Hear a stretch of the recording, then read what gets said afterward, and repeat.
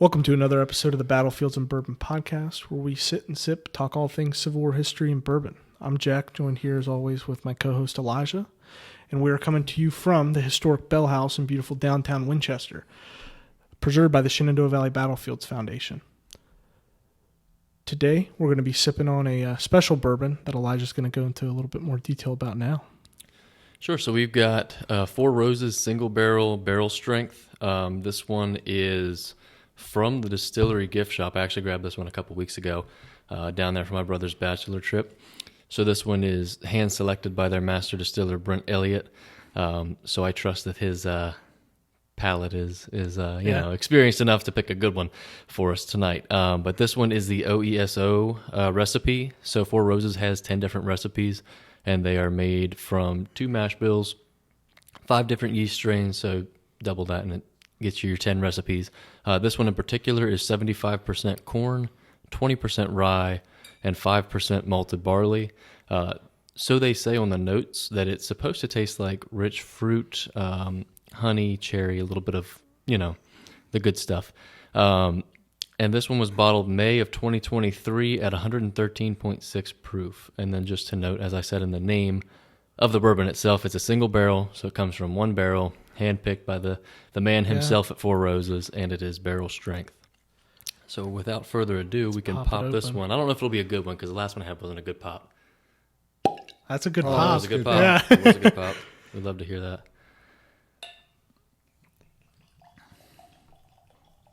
Alrighty. And Phil, pour what you want. Yeah. We'll introduce Phil here in a second, but you'll hear his commentary on the bourbon in the meantime. The official pour. And I will say, You can smell that from here. Four Roses itself, when I first heard about it, the name doesn't sound like it's a manly bourbon you're going to drink. Thinking it should be in a brown bag. Exactly. When you come out of the carryout. Right. Oh, yeah. All right, give it a sniff. I mean, you can just smell that like it permeates the room. Yeah. What's the proof on it? 113.6. Okay.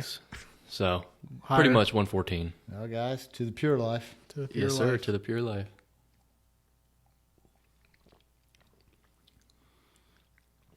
That's pretty good. Yeah. Oh, it's That's got impressive. got a little after, but it's The Kentucky I get that. hug. Yeah, that like dark, almost chocolatey, darker fruit, something like that. I don't want to copy what it told me, but but yeah, you get that darkness at the end. My brother's got a bottle, and he likened it to Queen Anne's chocolate-covered cherries. And now I can't get that out of my head. But go ahead, Phil. This is this whole bourbon phenomena is interesting from a guy who grew up on doing whiskey shots. Now you're sitting here sipping exactly, now you're sipping it. It's still it's good. Young Phil would be like, "What the hell's going on here?" I was gonna say, let's go. Yeah. Yeah. No, this is That's impressive. Yeah, that's the bottle too with the Four Roses in the glass, and it's it's a beautifully done bottle. All their bottles and labels are perfect. Yeah. Elijah, what you said earlier about when you see the name of it, you go, well, do I really want something to buy? Yeah, Yeah. But you hear about it and you hear good things about it. Yeah. I went in doubting because it's like who names their, like if I'm going to start or make a bourbon, I'm going to name it like something manly, like Right. Hardwood or something weird. And the name or the history of this name comes from the guy that founded Four Roses back in 1888. Wow. Had asked this woman either, I don't know if it was to marry him or to be his girlfriend, whatever the case was, something like that. And she said that if she were to show up to this ball wearing 4 red roses, that it was a yes. And sure enough, she shows up wearing 4 red roses on her dress, and that's what he named the brand after in terms of like commemorating her. So that's where the it's whole... It's a cool story. Yeah, it is. It's got a lot of history to it. What kind of price point? Yeah, for this one, I got this one at the distillery for I think it was $105 after tax. In Virginia, I think they go for $90. It just depends on the state. Sometimes you'll see them marked up really, really high if the recipe's a good one, because like I said, they've got 10 different recipes. Some are more sought after than others in terms of I guess, the flavor profile. It's not bad at all. What about your basic Four Roses? So your basic Four Roses, I mean, they do like just their regular stuff. It's like a $20 bottle, 80 proof, more like a mixer than anything. But then there are other stuff like the small batch, single barrel, small batch select. Those are all, I think the most expensive one's like $60. They all taste amazing. They all do really, really well by themselves. But then in a mixed drink, if you like a good old fashioned, they all do really, really well. Yeah. Yeah. And I do like a good old fashioned. I wouldn't do it with this one. No. I feel like that would be a sin. Yeah, but this one, no, I do like a good old fashioned. I think I've only had like one in my whole life, so but I hear great things about old fashioned. I'll make you a good one. Don't worry. Yeah, it is. You get a good one. That's a good drink, right? Yeah. No, I got hooked on it. And, people will roll their eyes at this, but the way I got into it was with mint juleps.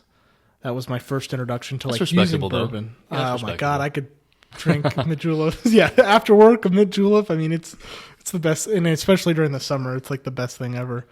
Yeah. When my son brought his fiancée to me just the first time, his girlfriend, she knew that I liked good bourbon. Yeah. So she bought in a bottle of, I think it might have just been like Gentleman Jack or something. And then she bought in a bottle of like Diet Dr. Pepper to mix it with. And we had to sit down. I had to explain that we weren't going to mix, even though Gentleman Jack may not be the high. We're not going to mix that with anything. That's the talk you're having with your daughter-in-law. Right. Her first time. She hadn't even made it through the kitchen, and I said, we need to have some. We need to have a talk. Sit down. Yeah. I love the fact you drink bourbon, but we're not going to be mixing with Diet Dr. Pepper. Phil, that's great. Hey, at least it was well put. Yeah. Nice. Yeah, it was. You were nice about it. Set the ground rules early and often. Well, awesome. Well, if folks, if you enjoy stories like how Four Roses was started and the name got, you can also enjoy historical stories on History Fix, the streaming platform. Explore movies, short films, and documentaries. Battlefields and Bourbon's fans can receive an extra 20% off the first year's annual subscription of History Fix. You can sign up at www.historyfix.com and use promo code BATTLEFIELD. That's promo code BATTLEFIELD. Every subscription includes a 7-day risk-free trial, so you can escape into history with History Fix today. And myself, being a History Fix subscriber, can testify to that. It's a great platform to have on your smart TV or however you watch your streaming platforms, to be able to go on there and watch a unique variety of history films and series and shows and videos. It's super handy to have that, so I recommend it to everybody. But yeah, that's code Battlefield at checkout, and you get 20% off your first year's annual subscription. So thank you, folks at History Fix. Yep. Elijah, back to you. You caught me at the wrong time. I know, taking a sip. Oh, man. Alrighty, so without further ado, we've got to introduce our guest for the evening, Mr. Phil Spaugy. Tell us a little bit about yourself. What do you think? I like puppy dogs. No, exactly. No, what do I think? How did I get into this? Yeah. You guys? How are you here at the table, How Phil? am I here at the table? It started a long time ago. No, I started. I've always had an interest in the Civil War. I was 7 years old in 1961. Don't do the math. There's 7. No, I won't. Wait till next year when I'm 70. Anyhow, and there's several of us guys, battlefield trompers, good friends, that we consider ourselves boys of 61. That's 1961. Yeah. At that age, my grandmother, who had been a one-room school teacher, avid reader, history nut, she was a farm wife in Shelby County, Ohio, made sure I had plenty of books and read, to the point that she really got me interested. Of course, now it's the centennial, and you've got Johnny Reb cannons, you've got uniforms, for kids, you got soldiers to play with. My favorite story, we didn't take many vacations as a family, but on one of them we went to Lookout Mountain, and I didn't want to see Rock City or Ruby Falls. everybody else in the car. My siblings did, but we ended up going past Chickamauga Battlefield, and I was about 10 or 11. I wanted to stop, and we were camping at a campground nearby, and so the next day, Mom packed me a lunch, and Dad took me to the battlefield. We went into the ranger station, and they said, "Hey, this kid's going to be here all day. We got him packed a lunch. Will you keep an eye on him for us?" Now, can you imagine? Those were the times, though. Yeah, this is probably 1964. Yeah, and they said, "Sure, not a problem. We'll keep an eye on him." And I rode. I walked. I had my bag lunch, and I walked the battlefield of Chickamauga. And, by yourself or with a ranger? No, oh my gosh, just hanging out. I mean, so it's always been a baseline interest of mine when people say, when you get started. And then even through school, after I graduated from high school, the librarian called me and asked me if I would return most of their Civil War books to the school library. I said, yeah, I would. So, 1978 comes along. I was always interested in shooting black powder and Civil War guns, and so I had bought a reproduction Civil War rifle musket, go to a local range to meet a guy by the name of John Roby, who was sighting in a musket there. He had a old Hardy hat on. He came down, and, I'm not even hitting the backstop, and he said, I'm a member of the NSSA. Would you like to shoot with us? And we have a shoot about 30 miles away that next weekend. And I said, sure. So I went out. They were the 19th Indiana, and I joined right away. Now, that was right before I got married in my first administration, and she didn't have much of an appreciation of the Civil War or shooting, but it was happening all at the same time. Fast forward a lot of years later, John ended up being my father-in-law. Wow. And he's still on the team. He was a national commander also. And he really helped get me started in the Iron Brigade, 19th Indiana, and the real history journey, because the NSSA, North-South Skirmish Association, is full of some of the best Civil War historians, no doubt, that you will ever know. And it's really a cool dynamic there, because knowing some of these people opened a lot of doors for me.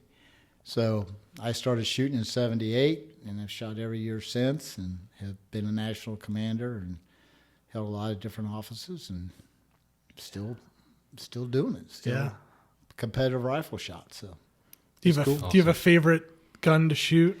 I have shot an original Mississippi rifle with a competition barrel by a guy by the name of Bill Large, and black powder shooters will know Bill Large basically since 1984 or 5. And the rifle the barrel has been refreshed out, had some work on it. It has been shot on our team through 4 national championships and 1 musket championship by myself individually. When I started to shoot it and doing real well with it, it was during the time that the movie The Natural came out. So I named it Wonder Boy. Put a piece of tape in the patch box with a lightning bolt on it. Oh, that's awesome. So, and do you still shoot with the 19th? Yep. Wow. Actually, just a quick segue. Then in 1983, the 19th, we split off from the 19th, and we became Company A of the 19th Indiana, which was the Union Guards, which the NSSA will let that happen. You just can't have 2 regiments or units named exactly the same. So, yes, it's the same. It's still the 19th. It's just the name is a little different. Okay, Company A. Company A. There you go. Company A. Well, speaking of the 19th, that's exactly what our topic is today, the 19th Indiana at Gettysburg, specifically the color guard, correct? Yeah, exactly. This is a presentation I have done a fair amount. And we'll talk a little bit about that. And at the end, we can talk about one of the neat things is I was able to get Don Trione it's been about 10 years ago, to do a print called The Black Hats. Mm-hmm. And it is a print of part of the story of the color guard at Gettysburg. Wow. And I think it's a neat thing to talk about is working the process with a guy like Don Troiani to bring this episode to life, which he did for us. And because I'm sure we've all, at times been on battlefields or things, and you're always imagining, I'm sure, what happened here, trying to bring it to life in your head. But for myself, and then for what I do for work, I've had a couple opportunities to work with some artists and bring some scenes to life for fundraising opportunities. And there's so many scenes of the war that I want to see brought to life. So that's almost cool that you've got to bring a picture that you've imagined in your head to life. It was a signature moment, and again, we'll talk about it at the end. It's kind of a good closing, after we get done talking about the color guard a little bit, to talk about how, and that's how I do the PowerPoint is at the end, and but wait, there's more, because let's talk about how this happened, and I was very lucky that it happened. So, well, without further ado, I guess however you want to segue us into it, Phil, take it away. Well, we start with the 19th. It was one of the original regiments of the Iron Brigade. You had the 19th Indiana, the 2nd Wisconsin, 6th Wisconsin, and the 7th Wisconsin. After Antietam, and we'll kind of go fast forward a little quick, the 24th Michigan would join the brigade. Originally, the original Brigadier General was Rufus King, followed by May 5th, 1862, was John Gibbon. And anybody familiar with the Army of Potomac or the Iron Brigade would know John Gibbon is probably, the consummate called by one of Grant's staff officers, the consummate Civil War American soldier. Gibbon is an interesting study in himself. Born in Philadelphia, his family moved to Charlotte, North Carolina. He went to West Point, appointed from West Point from North Carolina. And he had 2 or 3 brothers that stayed in the Confederate service, and the family was splintered by the Civil War. They never reconciled at all. John had gone west. He was captain of Company B of the 4th U.S. Artillery at the start of the war, which would become known as the Iron Brigade Battery because they supported the Iron Brigade in a lot of actions. Brigadier General, he's of the Iron Brigade. He's the one that got him the dress uniform. Rufus King kind of started it, but he finished it out with the Hardee hat and the white, which we all know today. The white gaiters. The white gaiters were universally hated by the troops. In fact, the 19th Indiana, which was the nicknamed the Swamp Hogs, number 19, which was the sloppiest, undisciplined regiment of the Iron Brigade, but they were also known to be all hell in a fight. They actually put gaiters on Gibbon's horse because they didn't like them. If you've ever worn a lace-up gaiter, you will understand why they didn't like them. The gaiters were only issued once, May of 1862, to the whole brigade, and they pretty much disappeared by the Gettysburg campaign. So you fast forward with the history of the brigade. They were engaged at the Battle of Gainesville, also known as Browner's Farm. Actually, the name Browner's Farm came from Alan Nolan's book. That's what he called it. Mm-hmm. The veterans called it Gainesville. The Douglas family actually owned the farm at the time of the battle. My father-in-law, years ago, before it was part of the park, was walking on the farm, and an old farmer came out of the house. Said, "What are you doing out in this field?" He goes, "Well, I'm interested in the Civil War, 19th Indiana, interested in the Browners." And the guy said, basically, "Damn it, the Browners were tenants here. That was owned by the Douglas family. The Browners were nothing but tenant farmers." So heavily engaged there, tremendous losses. That's August of 1862. Where were they on the battlefield there? They were on the left flank. Okay. On August 28th. Okay.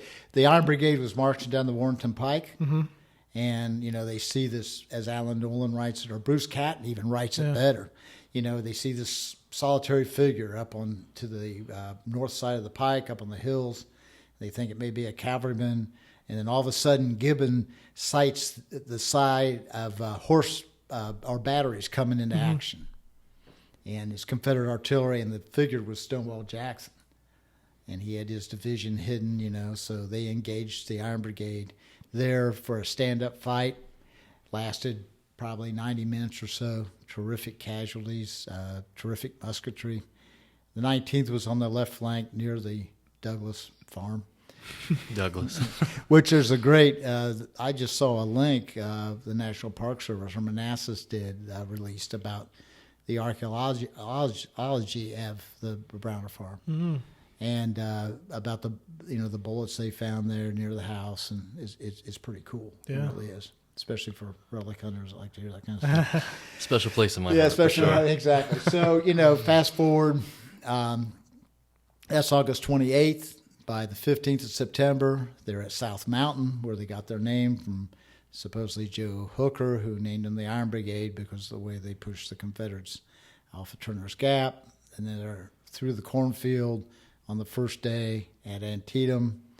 Not heavily engaged at all during the Fredericksburg campaign. That's when the 24th Michigan would join them. Really not engaged during Chancellorsville much. So then we start the march to Gettysburg.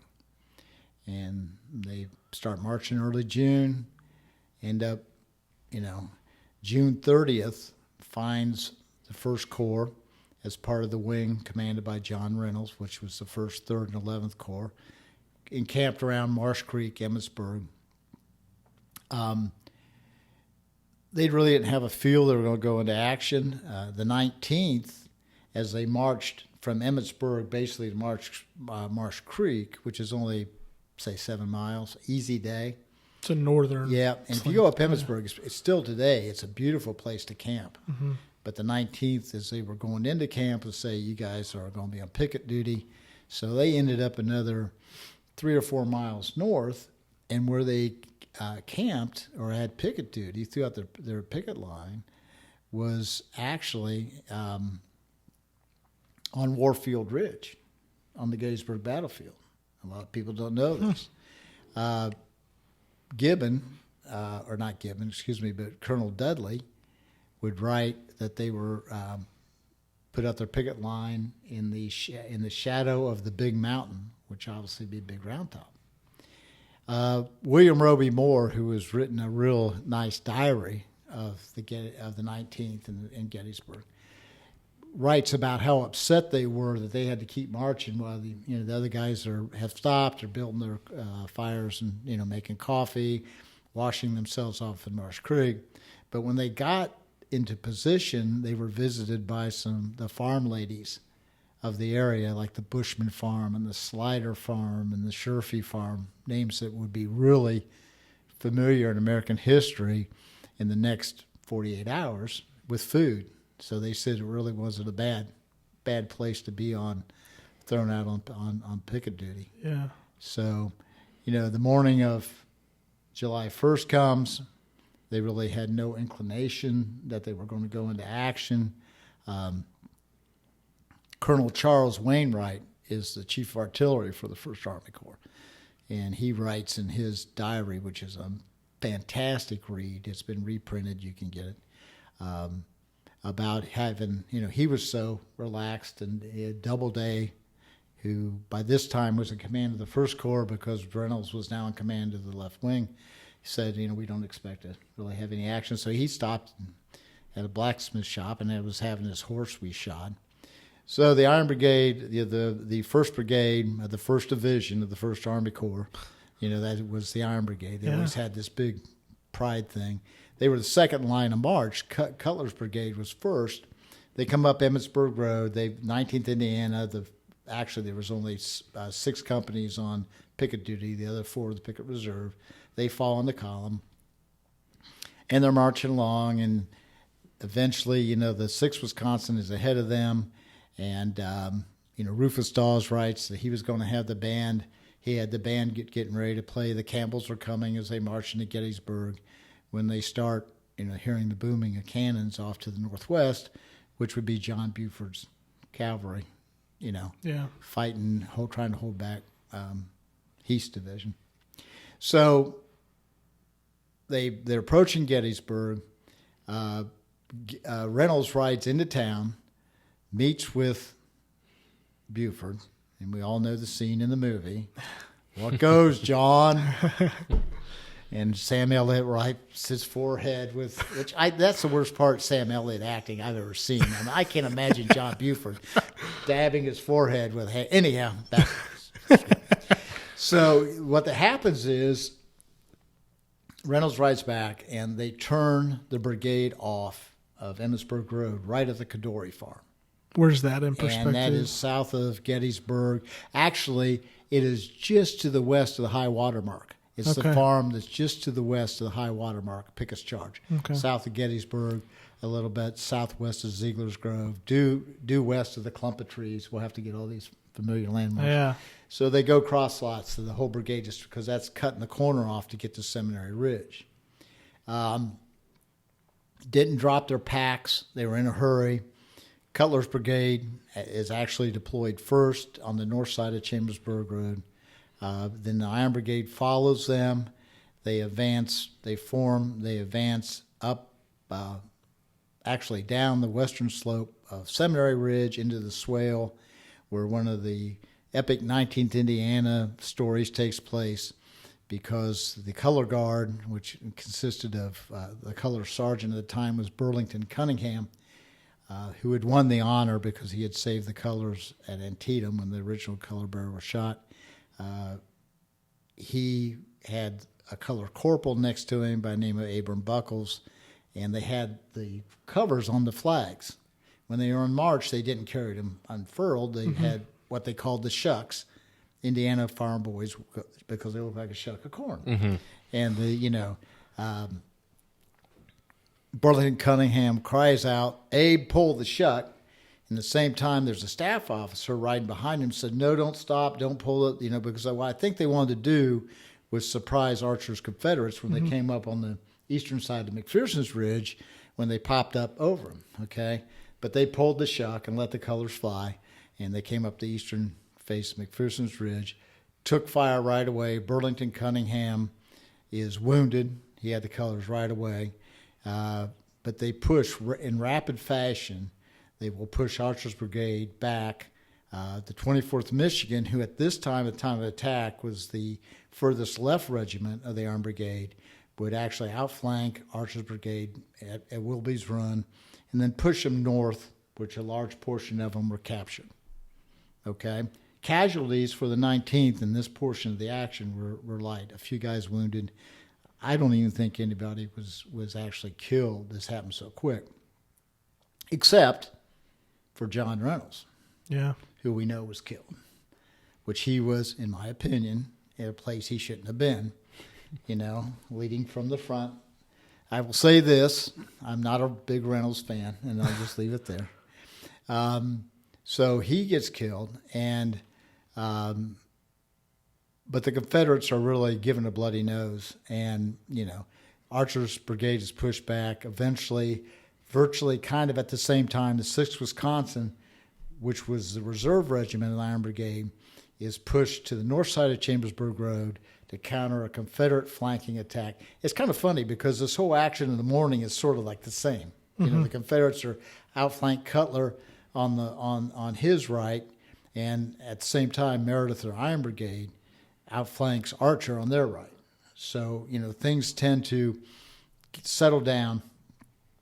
Action is basically they say Reynolds was killed about 10. It was really over probably in 90 minutes, that morning portion. Confederates pulled back, They got a bloody nose. Archer had a lot of guys captured. Of course, Davis's brigade had a lot of guys captured by the 6th Wisconsin and the 84th New York, 14th Brooklyn, and the railroad cut. So now we have this law in the battle. And I think I should back up a little bit and tell you by this time, Gibbon is now in command of a division of the 2nd Corps. He got promoted after Antietam. The colonel of the 19th is Solomon Meredith, also known as Lincoln's Quaker General, or Long Saul, Saul was 6'7" tall, and Indiana politician, Wayne County, had walked with his family from North Carolina to Indiana. They were Quakers, and you'll find a lot of guys in the Iron Brigade or the 19th Indiana from North Carolina and Virginia. Really involved in Wayne County politics, like a sheriff, clerk of court, very close friend with Oliver Morton, the war governor of Indiana, who was a very close friend of Abraham Lincoln. So Saul, who is the original colonel of the 19th, at the Battle of South Mountain, is wounded when his horse falls on him. He goes to Washington City. And there he does what a politician does. He is campaigning for brigade command. Now, Meredith was everything Gibbon hated about a volunteer soldier, citizen soldier. Yeah. He's a politician, okay? His regiment, in Gibbon's eyes, was ill-disciplined. So, and at Antietam, the Lieutenant Colonel, Alois Bachman, is killed at the front of the regiment, leading the regiment across Hagerstown Pike. So now Gibbon has seen Meredith go to Washington. He's campaigning for brigade command, and the lieutenant colonel gets killed.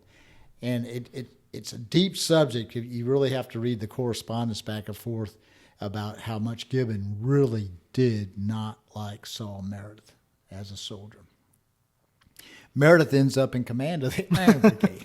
Of course. Because of his political connections. Yeah. And Lance Hurtigan, who is the historian, I call him the boss historian of the Iron Brigade, Boss Black Hat, and we talked about this, and history in a large degree has not been very kind to Saul Meredith. But Lance said, he was doing what he knew how to do to get ahead in politics. That's what he knew. So Saul's in command, okay?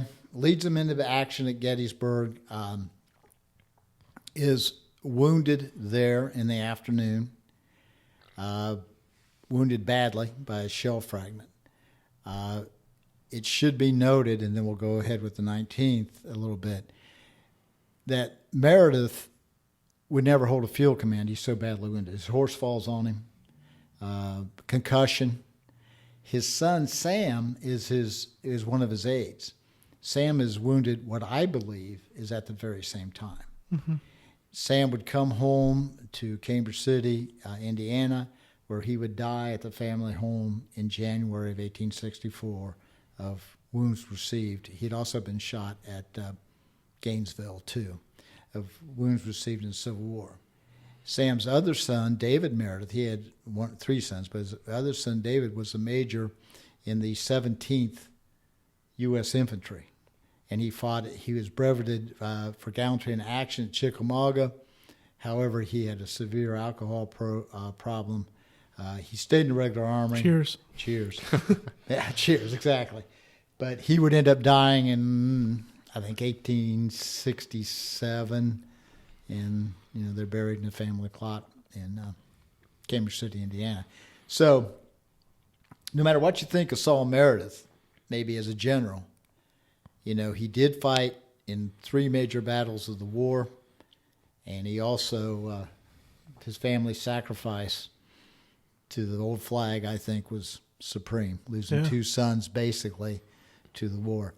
It's also interesting to note that when the Lincoln funeral train came through Cambridge City, Saul was actually on duty in Paducah, Kentucky. He's like the military governor down there. And the train paused in front of Saul's house. The tracks at the time were, like a half mile. Mm-hmm. So his family could pay respects to Abe Lincoln. Wow. So I think that's a pretty cool story. That is cool. And, The house is still there. We have some friends that own it. We got the Solomon Meredith statue restored a number of years ago. It's the tallest statue to a single individual in the state of Indiana. Was he the tallest general during the war? Yeah, I think he was. 6'7"'s insane. Yeah, and his son was just as tall. Like, no Sam. wonder he was he on horseback when he was wounded? Yeah. I wonder why. Exactly. He was a big dude, man. So I'm kind of a Saul Meredith fan. There's a whole another little history. I mean, you know how people are just always digging for something, especially Gettysburg. You got to find a hook. There's a whole another thing about, when was Meredith wounded during the battle, and how did that affect how the brigade fought? Some people say it was in the morning. I say it was in the afternoon, because when they changed the alignment of the regiments shortly after in the morning, somebody, and it may have been Doubleday, but somebody moved the 19th to the far left flank and put the 24th Michigan inside the 19th regiment, and then I think it was the 7th and the 2nd Wisconsin at the time, or the other way around. But, why did they do that? The 24th Michigan, this was really their first action, and they will end up taking tremendous casualties in the Herbst Woodlot against the 26th North Carolina. But I think Saul knew that he wanted to put a trusted regiment on the left flank that was hanging in the air at the time. So he did. So we get to the afternoon. We get to 10 o'clock. There's a law on the battle. And the color guard, I'll need to back up real quick. When Burlington Cunningham went down in the initial fight, Abe Buckles, who was 16, 17, or 18, whichever account you read, he's a farm boy from Indiana, grabs the colors because Abe wanted to carry the national colors. And he went across Willoughby Run, and he was running so far to the west of the Confederate retreat, and that Colonel Dudley had to call him back. He said, "Come back, you damn fool, with that flag." So, got a little ahead of himself Abe there. he would be wounded again at Gettysburg. He would be wounded, and then he would he'd be wounded again at the Wilderness, where he won the Medal of Honor for carrying the colors.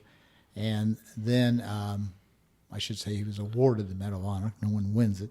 And he would end up being a second lieutenant in the 20th Indiana, and then ended up on the West Coast as a judge. But so anyhow, so we have this law. Now the color guard so far has really taken very few casualties. We've pretty much identified about 12 of the members of the color guard, 10 of the 12. And of the 10 of the 12, 10 of the 12 will have been wounded or killed at Gettysburg. But it's the afternoon action that's the most intense. They go into a line of battle on the eastern side of Willoughby Run. It's a very poor position if you ever see their monument. It's low ground. There's high ground behind them, and Biddle's brigade is off to their left behind them, but they're also masked by McPherson's Ridge, and they're also very exposed to Confederate artillery fire from both Hare's Ridge and Oak Hill. So Biddle's brigade, sometimes they get in the Fairfield Road and they face north, and they get pulled back, and they go back and forth. But there's no way that they are attached to the left flank of the 19th Indiana. So we move on to about we're in the afternoon. Sergeant Major Asa Blanchard, who is going to be the subject of the Trelawney painting we'll talk about later. He has led a detail. He's ordered to lead a detail to Willoughby Run, where they break up like 200, 300 Confederate muskets they've captured. I have yet to find the parts in Willoughby Run that broke up. And it's not for, I haven't looked. He was also, Colonel Dudley would write that he was also given a captured Confederate officer's sword from an officer of a Tennessee regiment by the name of Newton George, a colonel that they had captured that morning. Because as a sergeant major, Blanchard has to have a badge of his rank. And sergeant majors were usually not under arms. He'd be on the left flank almost as a guide of the regiment, so he would not be carrying a musket. So now he's got this officer's sword, and we'll talk a little bit more about that later. So anyhow, in the afternoon, about 3 o'clock, they start to see Heath's division is going to come forward again. Heath shortly will be wounded, and Pettigrew will end up being the divisional commander. Behind them, closely behind them in support, is Pender's division. And they easily outflank the position of the Iron Brigade, actually easily outflank even Biddle's. And the action there took place, probably lasted, Dudley said an hour, but probably lasted maybe top end 30 minutes. And they lost most of their killed and wounded. They had 27 killed at Gettysburg, and I figure at least 20 or 21 of those were killed in that action in that 30-minute time. It was said by one staff officer that the men felt like leaves before a storm down there on the bottom. So they're being pressed back. The color guard is falling rapidly. They're getting shot to hell. The January issue of Gettysburg Magazine has a really great detailed article that I worked with, written by John Priest, and we worked on this trying to get the actual, almost the impossible thing to do to try to get the actual flow. So the color guard is shot to hell. Abe Buckles goes down. Burlington Cunningham, who'd been shot in the morning, gets patched up. He had the flag. He goes down again. Colonel Dudley grabs the flag, and supposedly in the area of the 19th Monument today, it's been written, and he gets shot in the leg just right now. Sergeant Major Blanchard comes running over, takes the colors from him. I'm sorry, the colonel shouldn't have the colors. Sam Williams, who's the colonel of the 19th, yells at Blanchard to find some people to carry the colors. Mm-hmm. And at this time, the regiment is starting to fall back, falling back both to the due east and maybe folding a little bit to the northeast to take the cover of the edge of the McPherson woodlot, Herbst woodlot. So at this time, they're engaged strongly with the right flank of the 26th North Carolina, and you hear a lot about the 26th North Carolina and the 24th Michigan going head to head. They were both large regiments. The 26th North Carolina had more than 800 men in it. Wow. Yeah. And the 11th North Carolina that was on their right flank had like 600. Okay, so still now pretty large regiments. Now you're looking at it's a numbers game right now.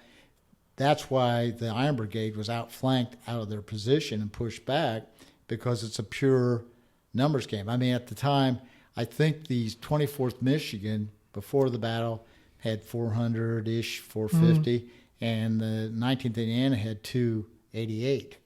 So, wow. Yeah, those are the two regiments. So they're going against two of the strongest regiments in the Army of Northern Virginia at the time. So they get pushed, they get flanked. The 19th gets flanked first, and they're falling back into the woods. And if you've been up on Meredith Avenue, if you come around the John Burns statue, you come back up, you go down a little bit, you go by the 26th North Carolina on your right, and you go down. The 19th is really down in a hole. Terrain has changed a lot because of the roads. Anyhow, you come kind of up a rise, so you're coming back up to the side of East McPherson's Ridge, and that's the way they're falling back. They said there was enough guys behind some trees, it's like a tail wagging the dog, because they were trying to stay behind each other. So they fall back. Interesting, Colonel Williams yells at some soldier and says, "Take the colors." And the guy says, "I'll be damned if I'm going to go to hell." Because the color bearers are all just getting shot. I mean, they're all coming down. And I think this guy who said that, was our friend William Roby Moore, who wrote the great diary. Because he says in his diary, the colonel ordered me to take the colors. I didn't want to, but I did. Okay. Yeah. So he's got the colors. He immediately gets shot. His finger gets shot off. Oh, wow. Holding on the staff of the colors. And he says it came from the left. Next to him is Sergeant Major Blanchard. And he has, at that time, what they said was the regimental color banner. And he's waving it. And William Roby Moore says, he was kind of a pompous guy. And he yelled at him, "We got to fall back." The rest of the regiment had fallen back and were actually firing over their heads, which if you walk the terrain, you can almost tell where these guys might have been. Yeah. So they fall back to the top of the ridge. More color bearers have gone down. Colonel Williams, Sam Williams, yells at two of the lieutenants to shuck the colors, to get them shucked, because whoever touches them and waves them is going to get shot. Yeah. They try to do it. They actually get it done. One of the lieutenants is wounded. The other one, Crockett East, is killed. So now a couple other guys, and this is where it gets jumbled up. They grab the colors. Blanchard has what we pretty sure was the national flag. He gets basically in the area of the 151st Pennsylvania Monument. Dudley would write later that he heard he was shot like 100 feet or so south where Reynolds was shot. But that's kind of a moving target, even though there's a Reynolds monument there. Yeah. So he ends up, he's got the colors. He is he's going to pull the shuck off of it. And he's going to let him fly. And he's shot in the leg. And as he falls, he's bleeding out. And as he falls, he says, tell mother I never faltered, and he dies. Okay. So the colors then, the regiment is in the process of pulling back.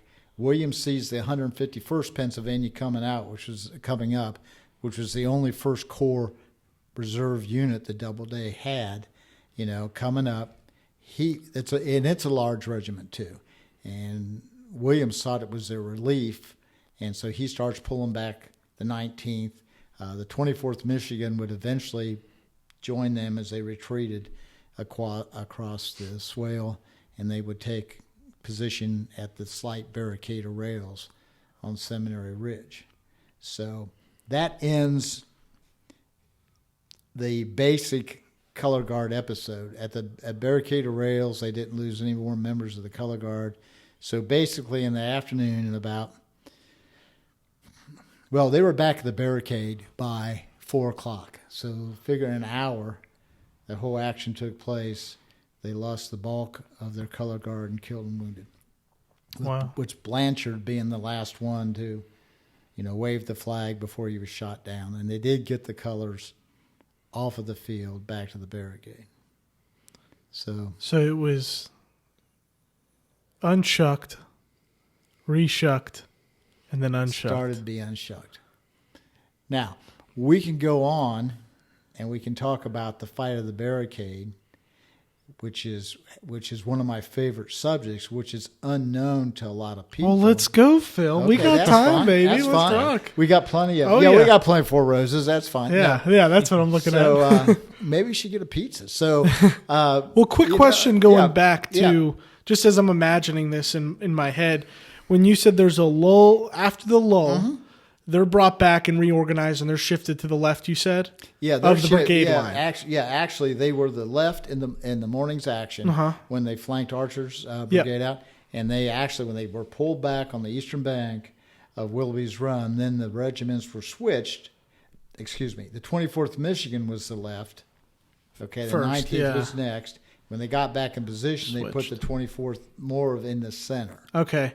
And when they're attacked again, are they still in that middle area? It's not like they're initiating it. The Confederates are coming out. No. So they've got a hill behind them, a rise in front of them, or a hill in front. What's the term? I mean, what's the geographic feature on the battlefield? McPherson's Ridge is behind. And that's a great question because they had sent Meredith and Blanchard himself had been sent back to talk to Doubleday, who now had divisional command, and say, can we pull back to the ridge?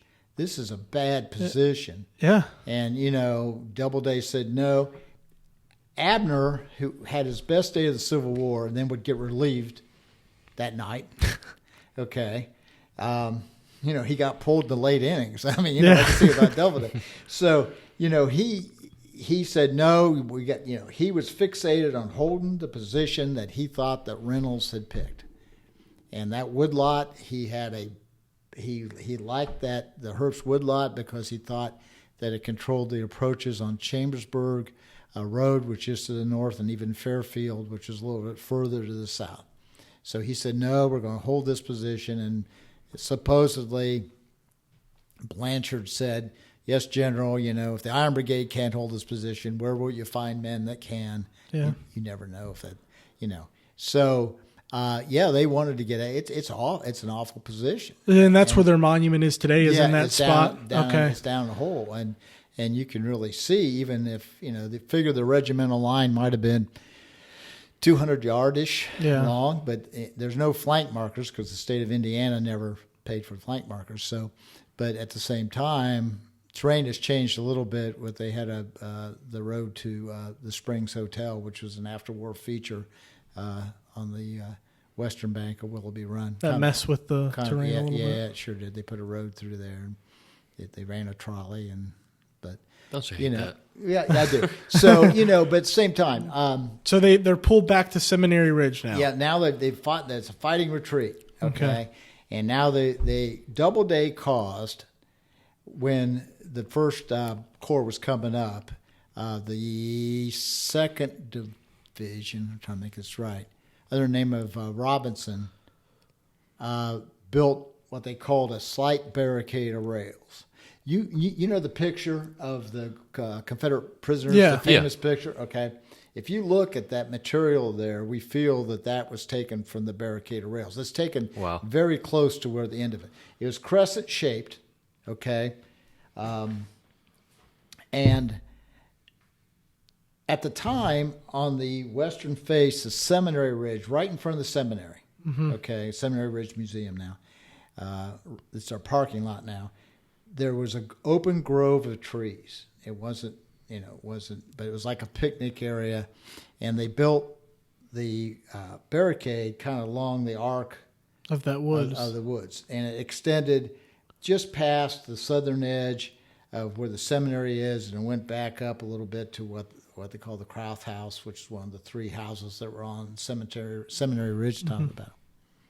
So they fall back there. And it's a jumble of regiments. So, Biddle's brigade has been flanked at the same time on the left, and they have fallen back, and they're in the barricade, the 19th and 24th. 24th Michigan, Colonel Henry Morrow gets severely wounded there while he's holding the colors there in the barricade.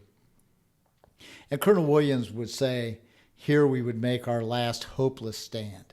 And they were at the barricade maybe 15 or 20 minutes until the Confederates were able to flank that position and turn the left flank of that position. They actually came basically from the south of the seminary and outflanked the barricade. They never took it by direct assault, and mainly that was because of the effective artillery fire of Battery B, which was on the northern side of Chambersburg Road, and Stevens Battery, main battery of Napoleon guns that was on the south side, plus Wainwright had arranged like 16 guns there.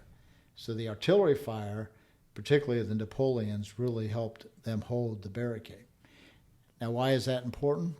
Because, the old fight, who left the battlefield first, the 11th Corps, north of the town, or the 1st Corps? A lot of people, and I kind of agree, will say they both did.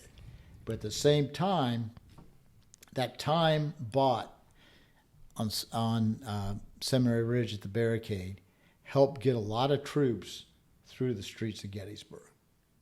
There was still, a lot of chaos in the streets. It was the final stand. Yeah, exactly. It was a final stand. And a lot of the guys, remember, the Iron Brigade guys had all come up across lots. So they didn't know anything about the streets of Gettysburg. They had no idea where to go. The 19th kind of went Washington Street back across lots, but the 6th Wisconsin and some of the regiments, the 6th was still on the north side of Chambersburg Road. They kind of had to find their way through town. So, the fact that you could hold them back any length of time was a very crucial thing. And I think it really, I think the 11th Corps might have gave way first, but does it really matter? At the end of the day, the thing that matters is that the casualties inflicted by the Iron Brigade on Heath's division on July 1st, I feel are directly attributable to the Union victory. because they bled that division just completely dry, and they weren't much of a factor. Even though some of the 26th North Carolina would make the charge, Pickett's charge, where they would suffer more casualties, but combat effectiveness was just drained on the first. That 26 that's the 26 that had that 800. Mm-hmm. Okay, Mm-hmm. Exactly. I think their percentage of casualties was more than 80%. Oh my easily. gosh! Wow. Yeah. So you look at the 11th North Carolina. I think they were in the top 3 or 4 of Confederate unit casualties too. But they were, it's hard to break out the first day in Pickett's charge casualties. Right. But, But I mean, if they were working with their first day numbers on yes. Pickett's charge, who knows what would have happened? But if it wasn't, like you said, the 19th casualty that they caused. And the Iron Brigade. And think of the other thing, too, the leadership casualties. Yeah. The loss of the 26th lost their colonel. The 11th North Carolina lost their colonel. Heath was wounded. Pettigrew, who I have heard was John Gibbon's first cousin, but some people say no, but I've heard that, so just that there. Pettigrew actually passed away after the battle, just up the road from us in Bunker Hill. Yeah, he would be wounded at Falling Waters during the retreat. Oh, yeah, that's right. And then he would be, and that used to be such a cool house and monument. Oh, yeah. And now you it's silhouetted against the townhouses. And Well, the monument's gone now because They relocated it. It's in front of the drive of that It used to be house. right on 11, right on the Valley Pike. I remember. We used to, back in the day before, Yeah. the explosion. but no, it's so, when you look at the first day, I should have bought the better numbers, but I think at the first day's casualty alone easily ranks in the top 10 of Civil War battles. Yeah. Yeah. Well, that's a little known fact too, is that the Confederate, well, not a little known, but like for some of our listeners, they might not know, the Confederates really handled themselves day one. Yeah. They really, pushed the initiative and that kind of thing and really inflicted casualties starting out the battle. Yeah. And the 19th being victim of some of that walloping, I would say. But, I mean... the Iron Brigade would never be the same after. They lost Right. the highest percentage of any brigade during the battle there. After the battle, they would start to be, Meredith is wounded. He would never return. There would be other regiments that weren't Western regiments put into the brigade. And, by the time in 1864, when they reorganized, the First Corps, late 1863 or 64, the First Corps would be folded into the Fifth Corps, It just wasn't the same. Yeah, no, Kind of reconsolidating. No. And the 11th Corps would end up, and the 12th Corps would be sent, down south. They'd be sent to Tennessee to become the 20th Corps. So, those first day regiments, and I'm an 11th Corps fan. Don't get me wrong. There's a lot of Ohio regiments in the 11th Corps, and I think I took a Gettysburg tour guide by the name of Stuart Dempsey, who's just a fantastic guide. About 3 years ago on July 1st, it was just Stuart and I. I hired him. I said, I want to know about the 11th Corps. So I went soup to nuts. It was a hot day. It was the beginning of COVID. And so, we masked up and we started right there at the 11th Corps position in the morning. And we went all the way through the first day and the retreat and then East Cemetery Hills position and the fight of the 73rd and 55th Ohio actually fought on a ridge that is in a residential area now and suffered tremendous casualties on the skirmish line for 2 days that people don't even know about, And, Stuart and I were on the field for like 8 hours. Wow. I came back to the hotel and my wife Amy said, "You kept that old man out there he's not older than I am, for 8 hours in this heat." And I said, "Yeah." Stuart said, "You want to keep going?" I said, "Yeah."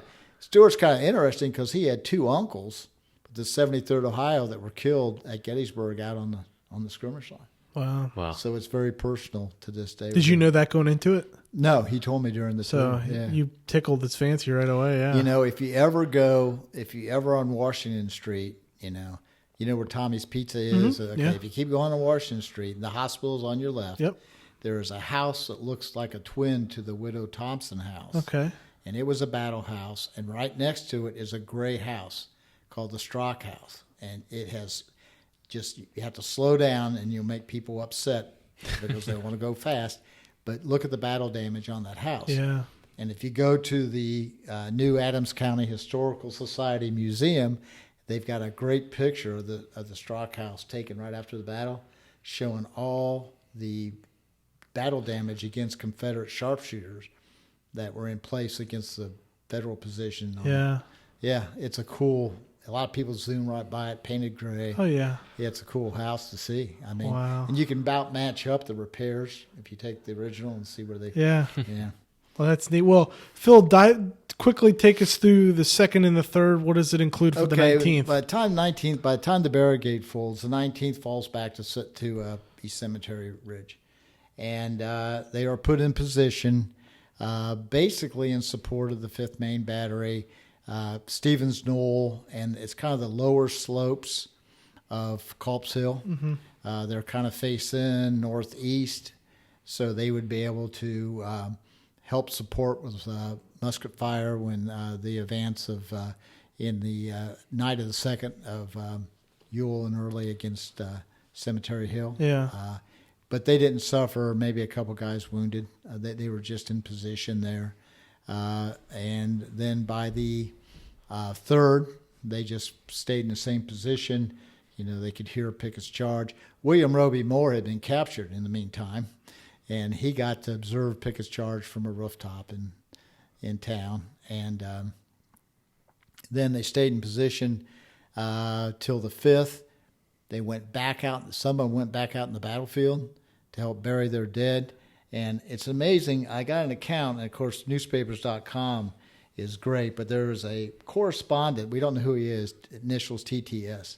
And he wrote that he had gone to the battlefield with an Indiana Aid Commission, and they showed up, and they buried, he said, we buried 17 or 18 of the 19th Indiana Regiment in a space of 50 feet in diameter.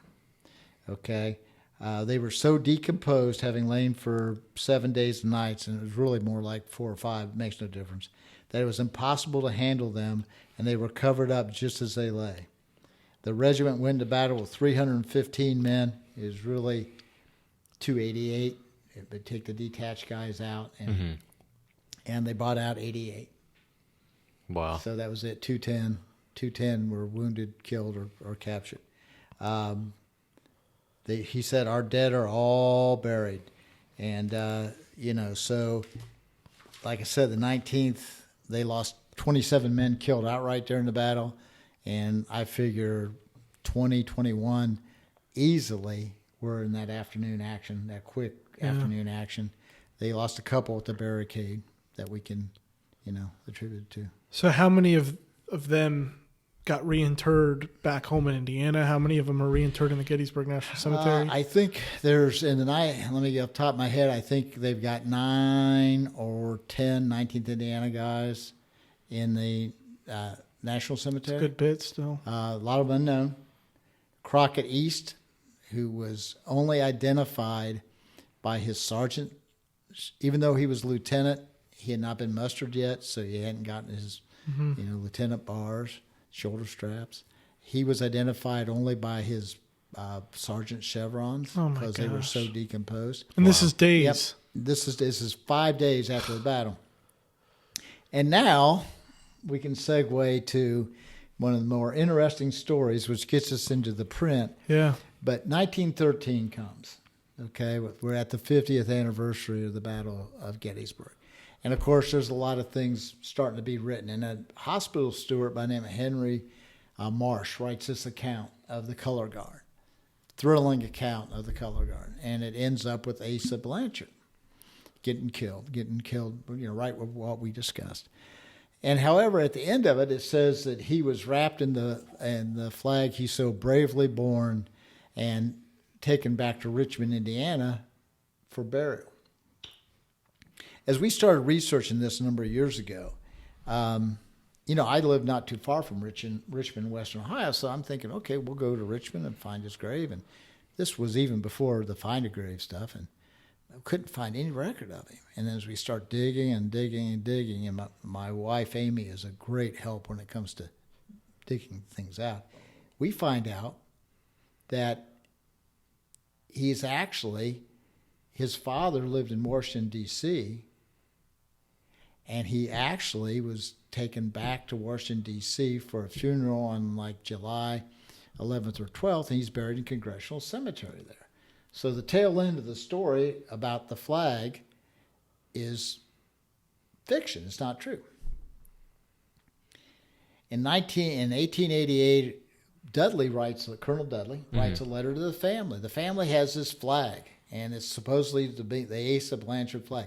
And it's supposed to be the flag that he was born in. And he writes this letter about the action of Blanchard, at the battle. And it's full of details and stuff, some of it that he had to hear because he was wounded off the field. But the Indiana, by this time, the flag is quite the relic. And it's in the museum. A guy, in 1913, he cleans it. He puts contrasting cloth behind it so you see all the bullet holes. It's full of bullet holes. I'll show you guys a picture later, but it's full of bullet holes. And it's touted as the relic, the 19th Indiana Regimental flag that was carried at Gettysburg. It wasn't. It's not the regulation silk flag. It's a cotton flag. It's got grommets on the fly. It doesn't have a sleeve. It's not the right dimensions. It's not the regimental flag, besides the fact that the late Howie Mattis, who was a tremendous flag historian, had already written, the issues of flags for the 19th Indiana. And they had gotten their newest regimental in the spring of 1863, our newest national color. Mm-hmm. So what is this flag that is now supposedly the 19th Indiana flag? I'm pretty sure that it is a flag, a company flag of Company B, which Blanchard belonged to. And I'm pretty sure that there's a letter or there's a newspaper article when the 19th returned to Indianapolis in January of 1864 that Dudley returned a flag to the women of Richmond, Indiana, that had been presented to the company when it mustered in 1861. That could be that flag, okay? What I am sure of, it's not the 19th Indiana flag. Did it cover, had it covered his casket in Washington? Maybe. Did the family have it and they used it there? Maybe. Timeline works out. That's July of 63. The regiment could have it. Dudley could have it back. Remember, Dudley was wounded in the hospital at the same time, so he was around. He could have it back, take it to Richmond, present it to the veterans. When they would have their reunion, every once in a while you'll see an account that we had the flag that, covered Blanchard's casket. That was our relic that we had, But it wasn't the flag that the regiment carried at Gettysburg. And there's a couple of accounts of guys who took the colors back to cemetery. They carried them back to Cemetery Ridge. They didn't leave it on the body there. Think about it. The body laid there for at least 4 days with a flag around it. You don't think a Confederate... They wouldn't have left that. Thank you. Exactly. Yeah. So that is one of the things we've been pretty much able to debunk. Stories. You sometimes have to watch veteran stories.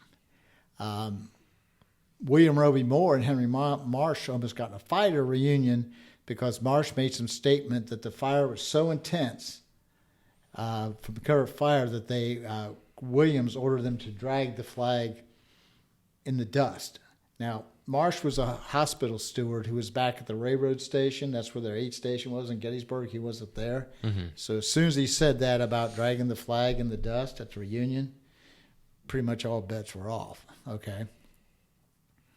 So what else might it be? Blanchard had a brother by the name of Lucian, and Lucian would die. Was in the Navy, and he was on Charleston Station, the blockade of Charleston, in the USS Alabama, and he would die 2 weeks after the Battle of Gettysburg of yellow fever. So think about this: the Blanchard family, who was originally from Vermont and had only lived in Richmond because of their father's job for a couple of years, and then his father moved right back to Washington, D.C., lost 2 sons in the month of July of 1863, Lucian and Asa. So that's the end of the color guard episode. Except, there's more. So if you ever see the Troyoni print, the black hats, that is the scene of Sergeant Major Blanchard pulling the shuck off the flag on East McPherson's Ridge. And how that came about, I've had people say, how did you get Don Troyoni to do a print? How'd you do it, Phil? I sent him an email one night. It's as easy as that. And he answered back, surprisingly. I didn't know him. I just had been researching this, and I thought it was a cool scene, and Blanchard, the flag, the shucks, the color. And he goes, this is like 2012, 11, 12. He said, cool, I think I'll do it. Well, there we go. What's the title? Is it called Pull the Shuck? The Black Hats. Okay. I liked, So then we start the whole research thing. Of course, you got to be on your research, and thanks to Lance Hertigan and my friend Jerry Coates and John Heiser of the National Battlefield Park at Gettysburg, we worked. It was a couple-year process because Don would have other projects going, and then he'd bounce back to you, and details such as, did they have their knapsacks on, or did they drop their knapsacks, or did they have in blanket rolls, knapsacks? What kind of shape the Hardy hats were in? Just down to the last detail. Oh, it's great. That's cool for listeners to know that especially for Troyoni, that much detail goes into the research there. He is. So I mentioned the Confederate sword that Blanchard was given by Dudley on the morning of July 1st after the Newton George. So I said, he's got this, Don, he's got this sword. We can show him, with a sword. Mm-hmm. He said, what kind of sword is it? I said, I don't know. He said, it's a Confederate officer. What? I said, I don't know. I can't. Can we just make it like an 1850 foot officer sword? Right. So you'll see it if you look at the print. I can show you a picture of it. You'll see, Blanchard's getting ready to pull the shuck, and he's got the scabbard of the sword, and laying behind him, you'll see the hilt of a kind of a foot officer's sword. So Don included. But no, it was amazing. We did a day of field work with him, just taking pictures of where we thought the scene took place. This all happened, yeah. And my son, at the time, Matthew, Matt was like 18, and he went with me, and our unit has a set of colors, that we had made. So Matt would be waving the flag, and Don took pictures of him waving the flag and putting the shuck on, taking the shuck off, and and then the afternoon came, and Don said, "Okay, see you later." And he was gone, and Give me your thoughts the first time you kind of saw the finished product. Just amazing. Yeah. Because, cool. I was, I'm not, one of those, published first-rate, scholar historian guys. I'm just a guy with a tremendous passion. Yeah. And love to research and love the story. And the fact to have Don Troyoni put this together, and I can't thank my dear friends, Jerry Coates, but especially Lance Hertigan. I've known Lance for a long time. I had mentioned Amy's dad, John Roby. He and Lance have shot together in the NSSA since 1961 or 2. Wow. Lance was always with the 6th Wisconsin. And, there is not a nicer guy to meet and talk to and work with that he's just an amazing man. if you go to the Kenosha Civil War Museum, he had a big hand in that, and you can see the flavor of the Iron Brigade in that museum. That's cool. But at the end of phone calls and conversations, he would say a lot, we have a lot of fun, don't we? And the answer is, yeah, we have a lot of fun doing this. For sure. We really do. Yeah. That's awesome. It's cool. He's a cool guy. Yeah. Well, Phil, thank you so much for coming on. I know we had a lot of fun. Yeah. And great time, sipping Four Roses. Is there anything you want to pitch? Any groups you want people to look into, visit? I got to talk about the North-South Skirmish Association because if it wasn't for them, I wouldn't be here. So you can find our website at nssa.org or .net. Actually, the real quick and dirty about the NSSA is a lot of people don't know it started in 1950, and all reenacting and living history has come from the NSSA. Because at the Centennial, they were the only organized Civil War group. And then after the Centennial, the Brigade of the American Revolution allowed those people were NSSA members. And then your reenacting people, they would break off from the NSSA and the live fire. And the living historians today, that's cool that it all comes from that. You think about 1950, and it started with two guys, Ernest Peterkin, who was a renowned Marine archaeologist, and Jack Rawls, who was a Confederate. They got together writing back and forth, challenging shooting match with Yankees and Rebels using, at that time, obviously original Civil War rifle muskets.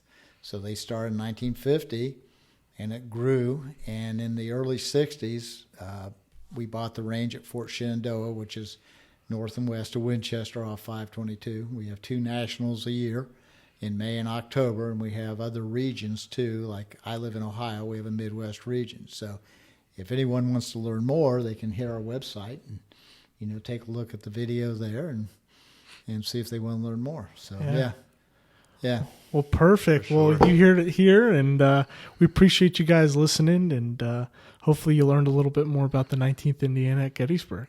Yeah. Yeah, it was a great episode. Glad to have see. everybody. We'll see when the numbers come in. Yeah, no doubt. See the ratings. The phones start ringing afterwards. We'll see how good the episode was. Yeah. Well, thank you all so much. Thank you, Phil, too, guys. for coming Appreciate on. what you're doing too. Yeah.